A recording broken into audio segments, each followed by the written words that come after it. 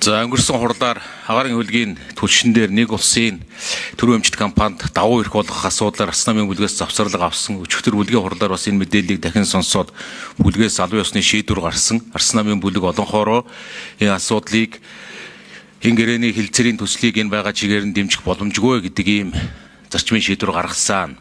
Ер нь яагаад ийм шийдвэр гаргая гэдэг дээр бас тайлбар хэлье.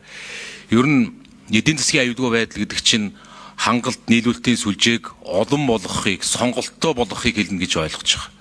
Тэгэхээр бид нэг биш, хоёр, гурван сонголт одоогийн байдлаар биднэрт байж болох энэлүүд зорих боломж байсан, урд төршөөс авч болох, дотоодын үйлдвэрээс явандаа хангаж болох энэ бүх боломжуудаа нэгдүгээрт нь хаачжээ. Хоёрдугаар ер нь ингээд энэ өрсөлдөөнийг хаасан. Ер нь бас тэгээд зарчмын хувьд энэ өөрөө Монгол улсад дотоодод жижиглэнгийн худалдаа эрхийг үндсэндээ энэ хоёр улсын засгийн газар хоорондын хэлэлцээрээр баталгаажуулж байгаа нь хэр зүйтэй юм бэ? Энэ чинь ингээд бөөний худалдаагаа эрхлээд Монголын аж ахуй нэгж, Монголын дотооддоо тэр жижиглэнгийн худалдааны асуудлаа эргэх ёстой. Энэ зарчмын хувьд жижиглэнгийн худалдааны асуудал бас болж хувирч байна.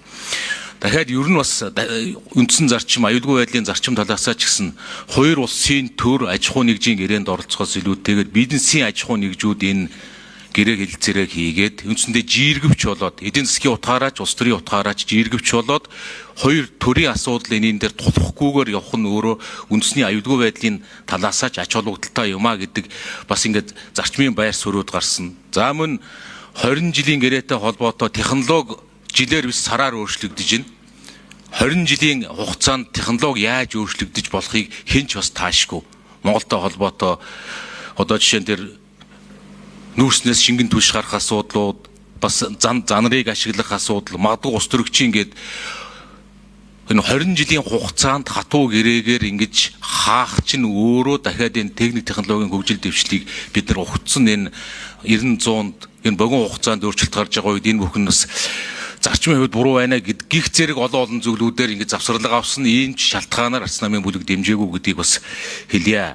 За тэгээд одоо өнөөдөр бид нар бас дэгийн хуулийн дагуу Арс намын бүлэг завсарлагаа бас өргөжлүүлж авч болох ёстой гэд бид нар бас ярилцаад завсарлага өргөжлүүлж авах нь зохисгүй юм байна. Энийн дээр эдийн засгийн байнгын хороо шууд одоо саналаа хураагаад шийдэх хэрэгтэй. Тэр тусмаа Арс намын бүлгийн шийдвэр гарсан учраас бүлгээс оролцож байгаа манай 8 гишүүн энд байх ёстой. Энэ 8 гишүүн энэ саналыг одоо дэмжихгүй санал өгөх үүрэгтэй.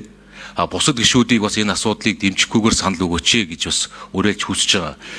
Бас энэ өөрөө дэгийн хууль дээр зохицуулт нь эдийн засгийн байнгын хорооны санал аюулгүй байдлын байнгын хороон дээр очиод аюулгүй байдлын байнгын хороо дэмжүүл энэ нэгдсэн чуулганд орохгүйгээр засгийн газрын хоорондын хилцээр болчих юм. Тэгвэл улсын хурлын тухай хуульд. Тэгэхээр эдийн засгийн байнгын хороо дэмжихгүй санал гаргачвал мэргэжлийн байнгын хороо татгалзсан аюулгүй байдлын байнгын хороо дэмжсэн ч гэсэн энэ нэгдсэн чуулган руу явах юм улсын хурлын тухай хуулийн 75-12 гэдэг ийм заалттай юм байлаа. Тэгэхээр хэдүүлээ энийг дэмжихгүй санал гаргаад аюулгүй байдлын байнгын хороон дээр шийдээд нэгдсэн чуулганаараа энэ асуудлыг шаардлагатай бол тэр 126 гишүүнээр асуудлаа өргөн хэлцүүрэг хийгээд шийдэх энэ хууль эрх зүйн боломжийг гаргах нь зүйтэй юм а гэж үзэж байгаа. Тийм болохоор эдийн засгийн байнгын хорооны гишүүд энэ асуудлыг ингээд дэмжихгүйгээр санал өгөөч гэж та бүхэс хүсэж байна. Арс намын бүлэг завсарлагаа ингээд дуусгаж байна.